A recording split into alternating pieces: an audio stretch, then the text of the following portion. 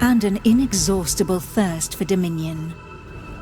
Shaken by this betrayal, the Eternal banished them to the deepest abyss of Dracomundus. It was there, in the depths of the earth, that they twisted into the monstrosities that we know today as dragons. Alas, possessed more than ever by hate and vanity, the Banished refused to admit themselves defeated. Through their voices, they persisted in corrupting humanity. Through their blood, they defiled the land we call our home. From that moment on, mankind would live in fear. Fear that one of the Dragon Lords, the most powerful of the Banished, would one day return to the surface. With the support of his dragon kin, Saw Ichnog succeeded in escaping from his subterranean prison. And brave souls, guided by the light, rose up and vowed to push him back. Soldiers of the Order, righteous and faithful to the Eternal, who suffered body and soul after coming into contact with draconic corruption. Rare were those who remained impervious to the depraved whispers of the dragons on the outskirts of this gaping breach. One such person was Godefroy of Clairval, Grand Knight of the Order of the Eternal.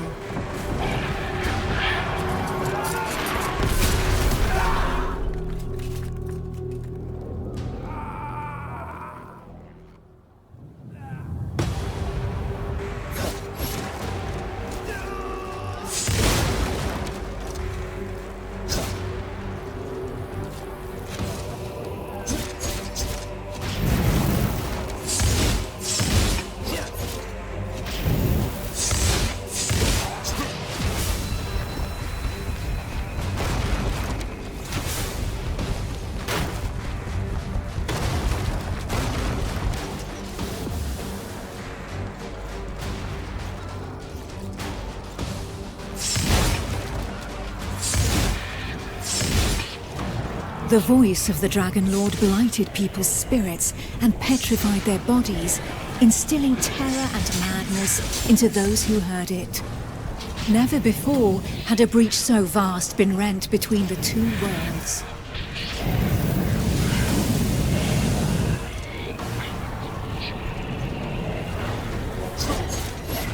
It was here, at this wound between worlds, that the corruption was most potent. One by one, haunted by the whispers from below, the people succumbed to madness. Draconic blood sullied the earth and corrupted the creatures that trod upon it.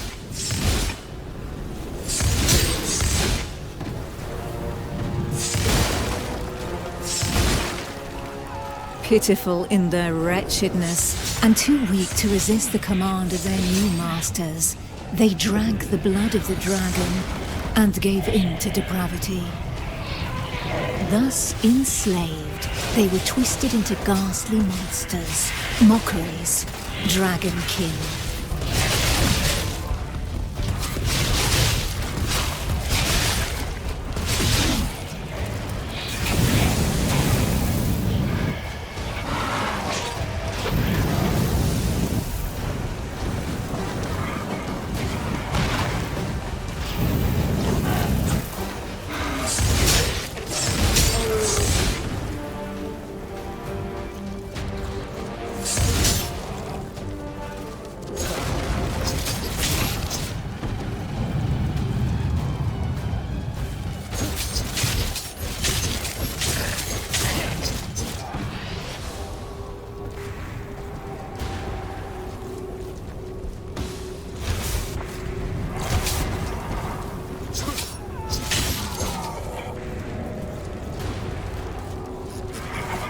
Men, women, children, animals, for as many slaves as there were devoted to their cruel masters, just as many grotesque monsters blindly obeyed any order given to them by their Dragon Lord.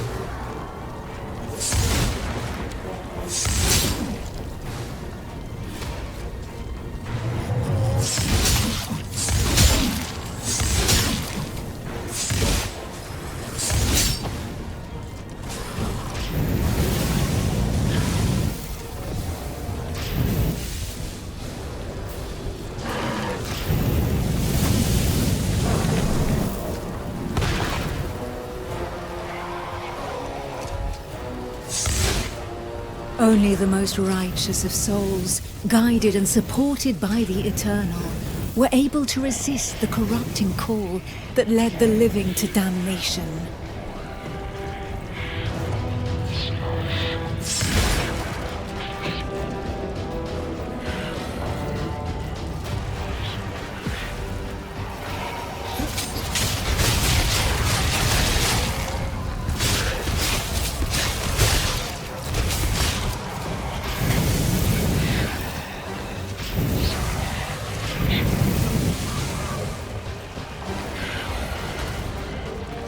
These righteous few bore the feeble flame of man through the darkest shadow, and though it flickered, it would not be extinguished.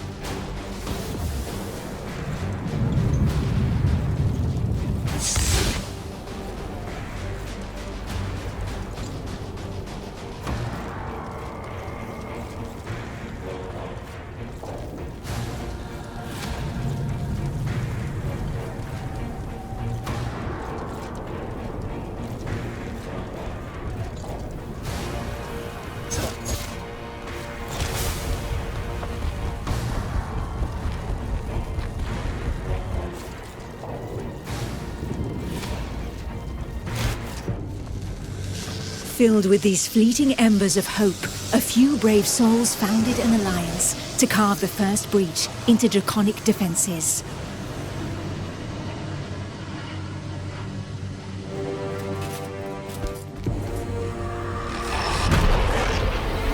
Here, the Dragonkin's power was strong.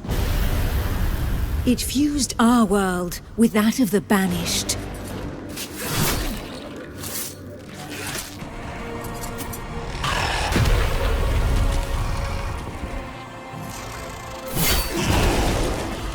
Godefroy of Clairval heroically broke through and shattered their defense barriers.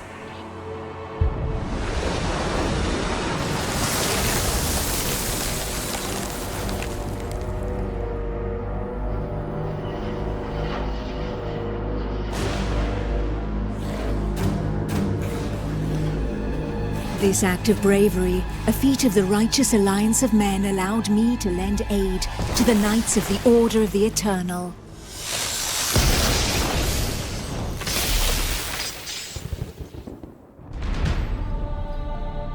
Me, Almantir, Grand Oracle of Pytho-Durcan, Dragon Blood, a human altered but not consumed by the draconic blood that flows through my veins. My sisters and I have powers given to us by the dragon, but our souls remain our own.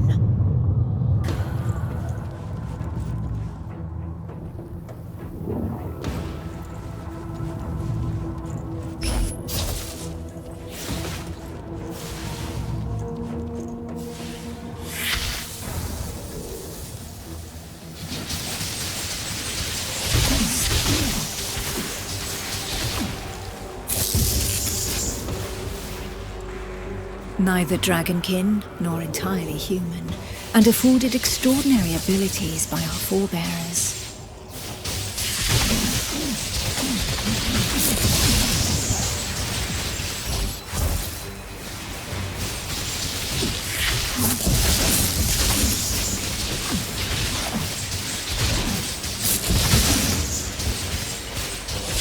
By those who drank the blood of the only banished dragon to have ever repented before the Eternal.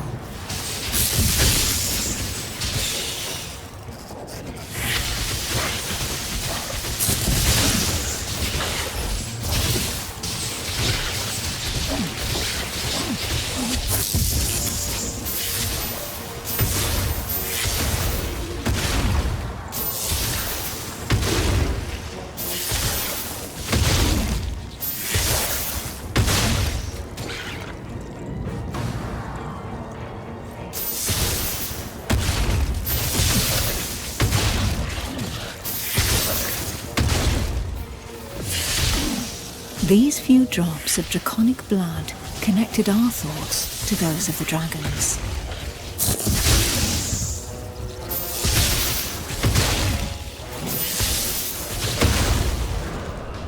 Struck by fleeting visions, we sought glimpses into their deeds and understanding of the feelings that drove them.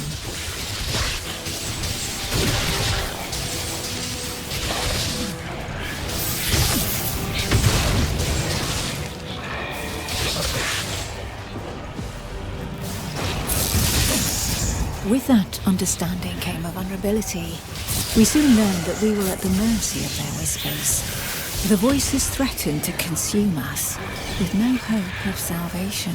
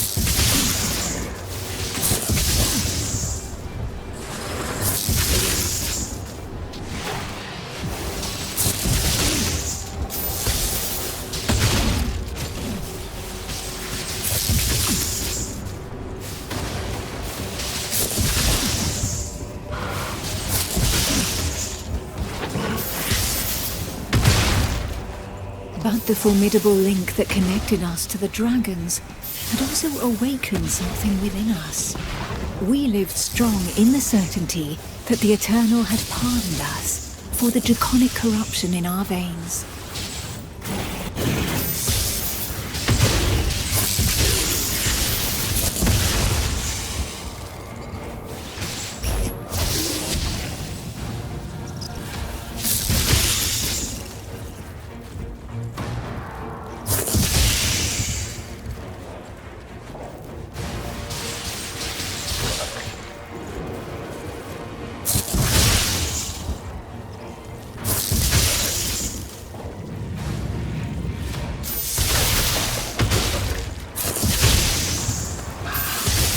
Our civilization fell alongside the blue dragon Pythodurcan, forcing us to live amongst men in the city of the Order of the Eternal.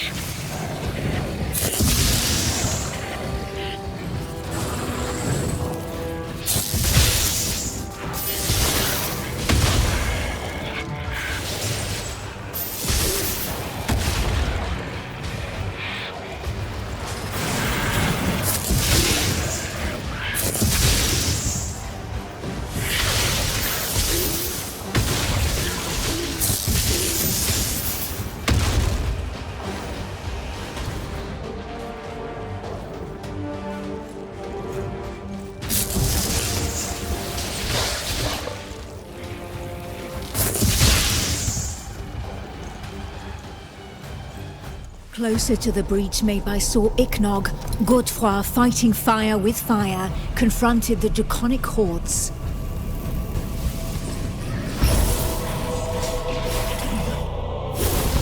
I battled by his side, but my strategy was less direct.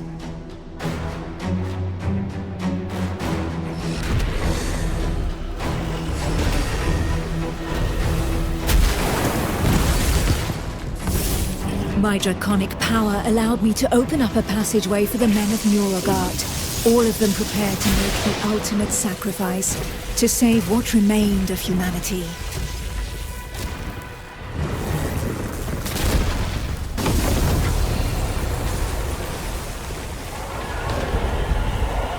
Once this invisible barrier had been breached, they knew that their lives would hang by mere threads. But these warriors from the north cared little for the uncertainties of our plan. A hero's death in the heat of battle with their enemy was the greatest honor that could befall them. Led by the pale dragon blood Harold Truelson, the barbarian fleet had but one objective: to lure the enemy into the open sea and leave the path to the breach vulnerable. If a single vessel reached the coast, then this sacrifice would not have been for naught.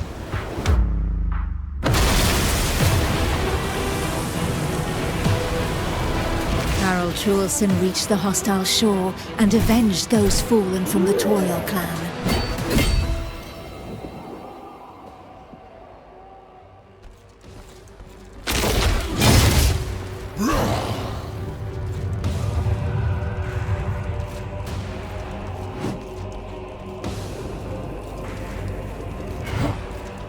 The barbarians of Nuragard feared neither pain nor death, and they welcomed violence as they might an old and familiar friend.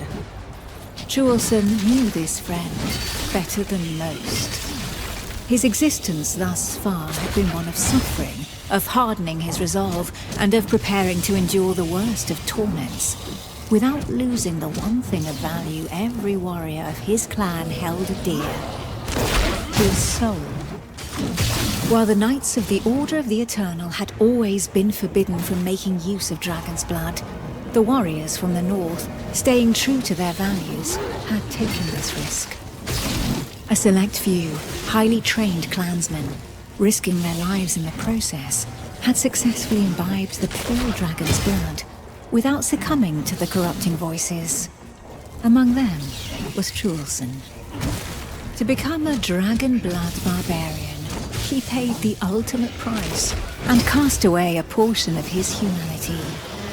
In exchange, he received draconic powers that he put to use for the Toriel clan, the Eternal, and humanity at large. And even if all others, from Montesky to Nuragard, recognized the courage and sacrifice of these brave warriors, there was not one that did not also regard them with sincere disgust. While there could be no doubt of their loyalty to Toriel, defender of the Eternal, their bodies, defiled by the dragon as they were, drove the rest of mankind to reject them. Truelson, for his part, cared little for his appearance. What did this matter after all, as long as his soul remained intact?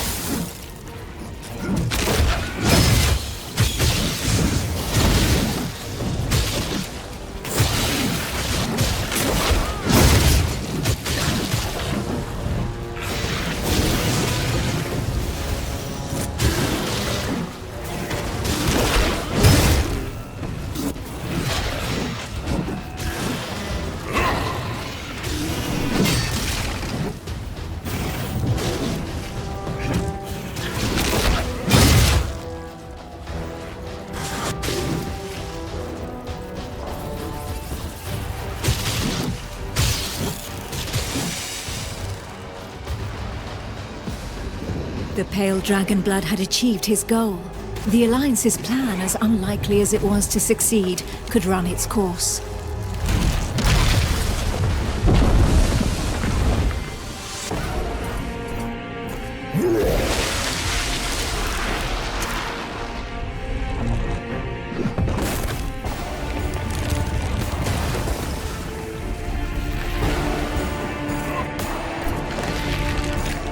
The barbarian waited for the signal that would tell him where to carve a bloody path through enemy defenses and lure the dragons far away from the breach.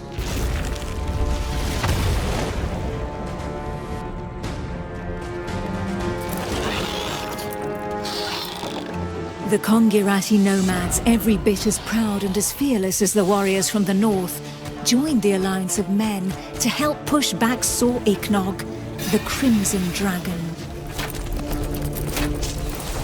Sitting astride their draconic hybrids, these tracker archers faced the dragons steadfastly and seemingly without fear. Not one would allow the enemy to make easy prey of them. Hides, wings, teeth, blood. For the Kongirati, each draconic monstrosity was not only a threat, but also a quarry from which they could gain valuable resources.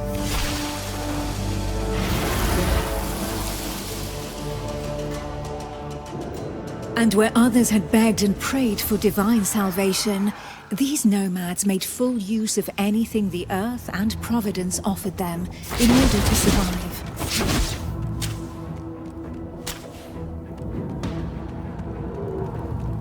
Their master tracker, Eula, however, did not see things in such stark shades of black and white. Of all those who made up their number, she was the first to recognize the value of this eternal light.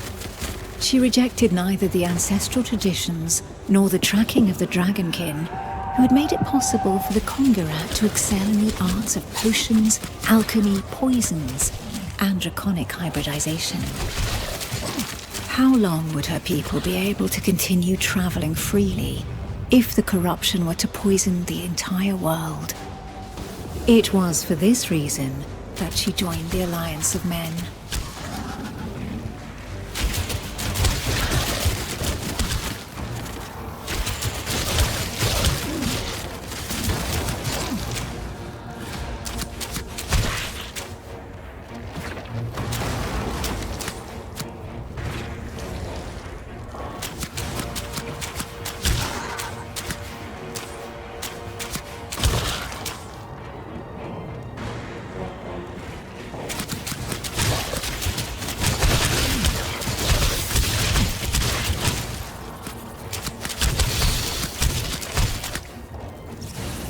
To seal this union, the Order of the Eternal entrusted her with one of their most powerful relics, a single, glimmering scale of light.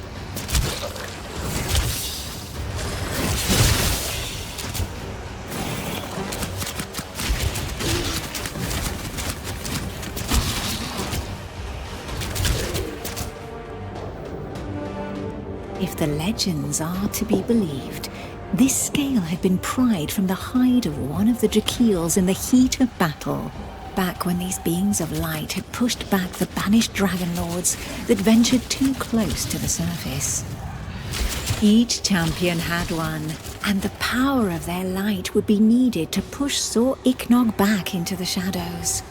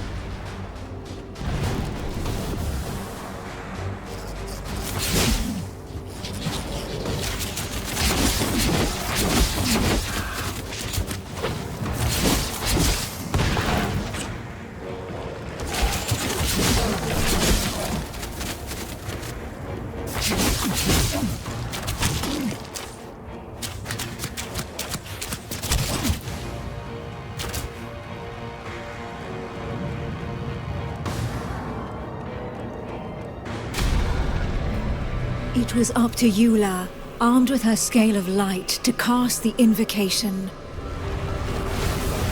She would then know whether she had been right to put her trust in the Order and in joining the Alliance.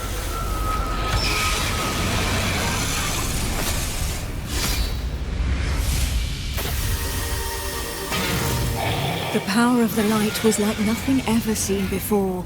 We heard the Dragon Lord howl into our minds, racked with pain and rage.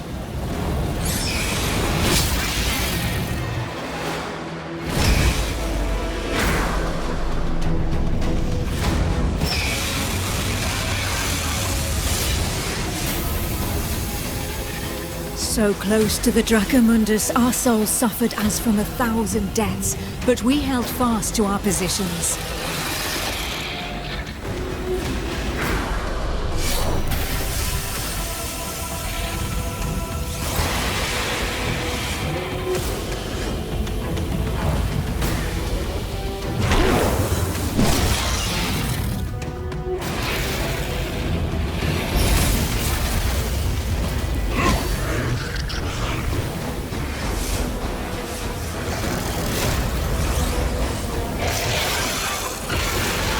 Inch by inch, the divine light pushed the corruption back into the breach, and it was thus that the Banished Lord saw Ignog disappeared once more into the shadows, where he would suffer eternal retribution.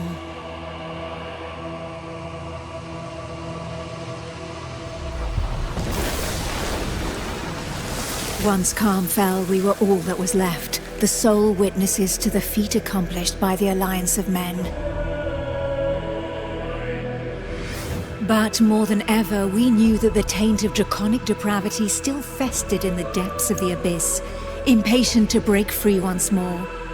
Thus, from the union of men and their allies that stood together in the face of the draconic threat, an elite corps was established within the Order of the Eternal, the Dragon Hunters.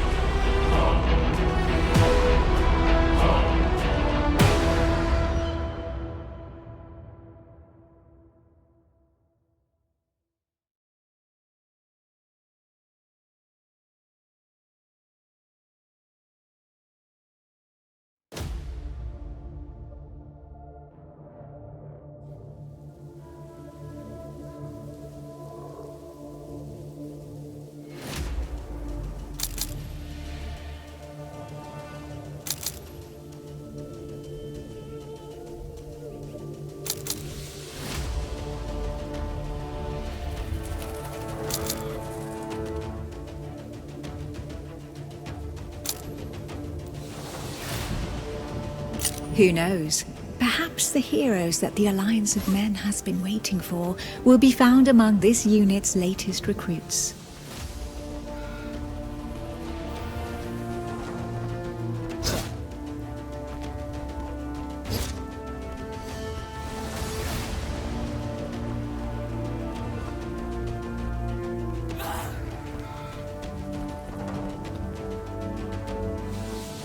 Finally.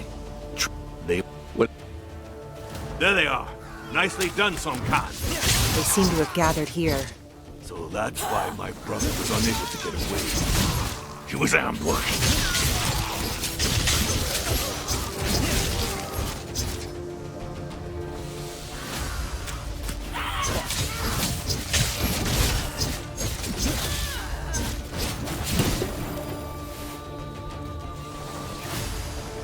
The Dragonkin in the plains are not usually so organized. They're congregating, plotting ambushes, laying traps. Something must surely have changed. Then it's up to us to find out what that is.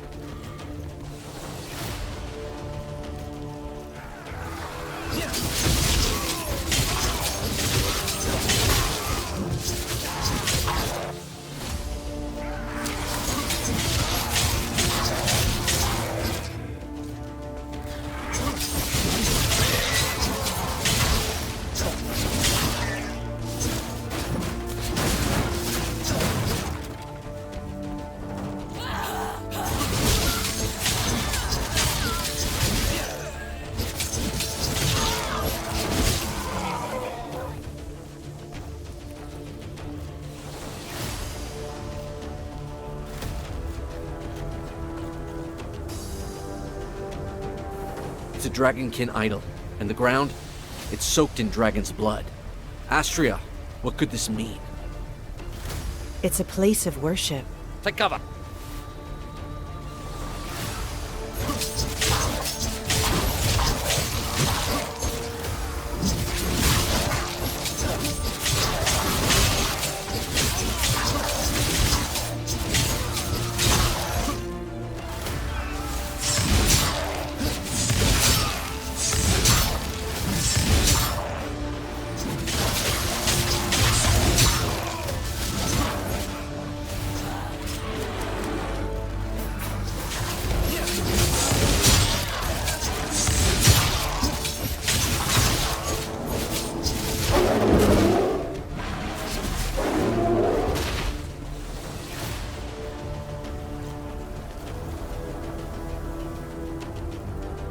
Is anyone...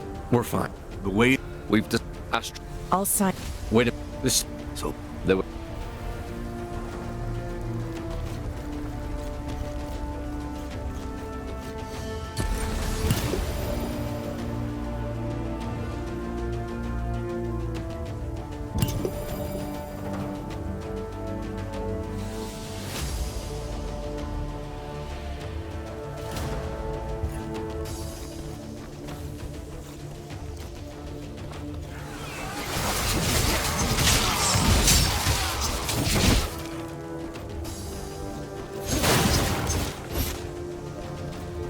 Would the Dragonkin really have crossed the plains solely to abduct followers? Are you certain, Sankin? Was it really Black Willow Wood?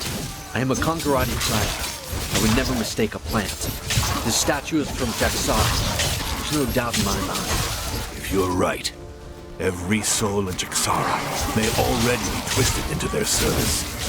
Let us only hope they are not planning to launch an assault on Montesky.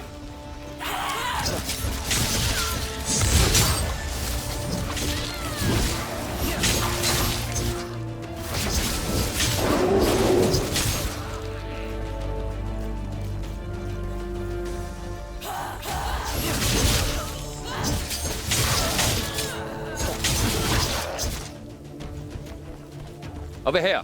Let's follow the path back to Montesky.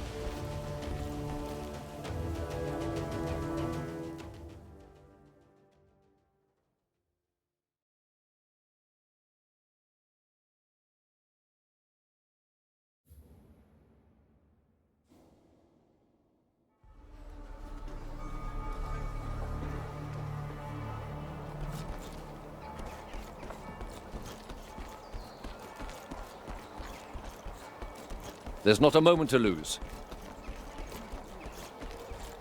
We need to convince the Council to send us on a mission to Jaxara. If we allow this cult to spread even further outside our walls, the citizens will starve. Given the scale of this invasion, it should not be difficult to win the Councilors over. They'll surely decide to attack in force. Perhaps it would be best to learn more about our enemy before rushing in.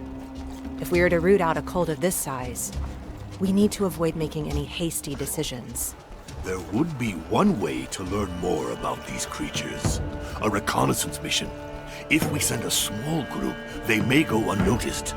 A few skilled soldiers need only enter their lands and target their sanctuaries and camps. Then we'll see how they respond. Wait a moment. You're suggesting we all take part in this operation? Of course. I'm not going to be risking my skin on my own. These Dragonkin have already killed one of our group. It would be madness for all 5 of us to offer our necks to their blades. Only 4 of us are fit to breach enemy lands. 5 if you include the apprentice. Let's not take the risk of us all throwing ourselves into the lion's den. And what exactly are you suggesting, Sultan? Facing this cult down with a party of 2 to 1,000? Whether we're 2 or 5, we have no chance of eliminating all the corrupted. But their orders are delivered by a leader. If we were to cut off the serpent's head, so to speak, let's work with a group of 2. Make use of the element of surprise and rid ourselves of them before reinforcements arrive. I wonder whether I wouldn't prefer a good old-fashioned melee instead. So be it. The apprentice will accompany Sonkan while we protect the borderlands around the Alliance. The apprentice will gain a bit of experience in the company of a tracker. All that leaves is the accolade, and to make him a dragon hunter officially. Why worry about the formalities, Alaric? Just give him the scale of light already. Let's not hang about on ceremony. These pledges may mean nothing to you, Nomad, but may I remind you that we are in Montesky, capital of the Order of the Eternal, and it is this order that, if I may say so, leads the Alliance, welcomed you into the city, and protects the scales of light. We have made enough compromises as it is. So, your custom should be respected, to the detriment of our own? Be reasonable, Tracker. Need I remind you that your caravans would no longer exist had we not closed the last gates of the Eternal? If we had truly wanted to be rid of your traditions, it would have happened long ago. You were able to profit through trade after taking neither side during the war that turned so many men against one another. Now that we are allies, why persist with this way of life when you could simply travel by gate? Sooner or later, Tracker, your people will need to change their ways. And who are you to dictate how our ways should change? That's enough, both of you. The war of men is ended. Do not forget, the dragons are the true enemy here.